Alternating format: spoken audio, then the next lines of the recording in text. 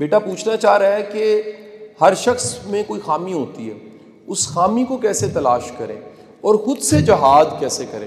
میں آپ کو 2-3 بڑی موٹی موٹی باتیں واضح کرتا جاؤں۔ ہم میں کوئی ایک خامی نہیں، ہم میں بہت سی خامیاں پائی جاتی ہیں۔ ہم تو خامیوں کا مجموعہ ہے۔ ہم میں تو کتنی ایسی خامیاں ہیں جن کے ساتھ ہم زندگی گزار رہے ہوتے ہیں، ہم میں سے کوئی پرفیکٹ نہیں ہے۔ اللہ کی بارگاہ میں صرف کلین اگر کوئی ہے تو نبی رسول پیغمبر کی ذات، یا اللہ کی ذات پاک ہے، اور معصوم اگر ذات ہے تو وہ رسول کریم کی ذات گرامی ہے۔ باقی سب انسان ہیں، سب گناہوں سے بھرے ہوئے ہیں، سب غلطیوں سے بھرے ہیں۔ اس لیے کسی بھی شخص پہ آپ یہ قسم نہیں کھا سکتے، وہ آپ سے جتنا ہی پیارا کیوں نہ ہو، والد ہی آپ کا کیوں نہ ہو، آپ یہ نہیں کہہ سکتے وہ گناہوں سے بالکل مبرہ ہے۔ کوئی نہ کوئی غلطیاں ہم سب کے ساتھ ہوتی ہیں۔ اب سوال آ جاتا ہے کہ غلطیوں کو ایڈریس کیسے کیا جائے، یا وہ کون ہے جو غلطیوں کو ایڈریس کر سکتا ہے۔ تو اس کا جواب سن لیجئے گا۔ اس کے لیے پہلی شرط یہ ہے، آپ کے لیے، یعنی یہ میں اس کو نہیں کہہ رہا کہ کسی کے لیے نہیں، ہم سب کے لیے بات ہے، میں بھی شامل ہوں اس میں۔ سب سے پہلا پرنسپل اس کا یہ ہے، غلطی کو ٹھیک وہ کر سکتا ہے جو اپنی ایگو کو مینج کرتا ہے اور ایڈمٹ کرتا ہے یہ غلطی۔ پرابلم یہ ہوتی ہے سب سے پہلا حملہ جو کرتا ہے وہ شیطان کرتا ہے، اور شیطان کہتا ہے یو آر پرفیکٹ، تمہیں کوئی کمی نہیں ہے، تم بالکل ٹھیک ہو۔ ایون یہاں تک ہوتا ہے، میں نے ایسے افسر دیکھے ہیں جو غلطی کرتے ہیں اور ان کے ارد گرد ایسے خوشامدی ماتحت ہوتے ہیں جو ان کی غلطی پہ کہتے ہیں باس کمال کر دیا آپ نے، واہ واہ واہ واہ واہ۔ میں نے ایگوسٹک لوگوں کو ہمیشہ خوشامدیوں میں گھرا دیکھا ہے۔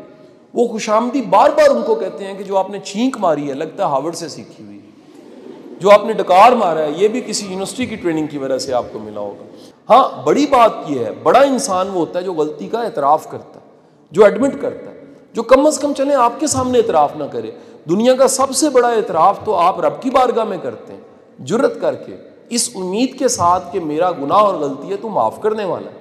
چل میرے گناہوں کی تعداد کتنی ہوگی رب، تیری رحمت کی مقدار تعداد تو بہت زیادہ ہے، تو میرے گناہ تو تھوڑے ہیں، تو مہربانی فرما دے۔ اسی لیے سجدہ ہے، اسی لیے روز استغفار پڑھا جاتا ہے، اسی لیے جتنے صوفیہ اکرام ہیں یہ اپنے مریدوں سے اور اپنے چاہنے والوں سے اور اپنے بالکوں سے سب سے پہلا کام کیا لیتے ہیں جانتے ہیں؟ کیا لیتے ہیں؟ وہ جوتیاں سیدھی کرواتے ہیں، وہ برتن صاف کرواتے ہیں، وہ سرونگ پہ لگا دیتے ہیں۔ یہ آپ کے جو شہر کے واصف علی واصف صاحب ہیں، ان کے مزار پہ پتہ نہیں کتنوں کو میں نے خود چائے پلائی ہوگی۔ کیوں؟ یہ تربیت کا حصہ ہے۔ جو اپنی شخص ایگو کو مینج نہیں کر سکتا وہ کبھی ٹھیک نہیں ہو سکتا۔ شیطان کے پاس کیا نہیں تھا؟ ایک چیز نہیں تھی، وہ کیا تھی؟ عاجزی نہیں تھی۔ وہ غلط فہمی کا شکار ہو گیا تھا کہ جی میں پرفیکٹ ہوں اور میں نے سجدہ نہیں کرنا، حالانکہ اللہ کا حکم تھا، اسی اللہ کا حکم تھا جس کی وہ عبادت کرتا تھا، اسی رب کے حکم سے حکم آیا سجدہ کرو، اس نے کہا میں کیسے کروں، میں سپیریئر ہوں۔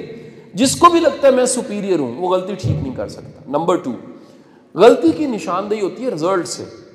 آپ کے نتائج بتاتے ہیں کہ کچھ غلطی ہے، آپ کے نتائج میں جو سکھم رہ گیا ہے، جو پرفیکشن نہیں ہے، جو بہتری نہیں ہے، جو آپ کے کلیئر رزلٹس نہیں ہیں، اس کا مطلب ہے کوئی کمی ہے آپ میں، اس کمی کو ٹھیک کریں۔ Number 3، feedback. آپ فیڈ بیک لیا کریں۔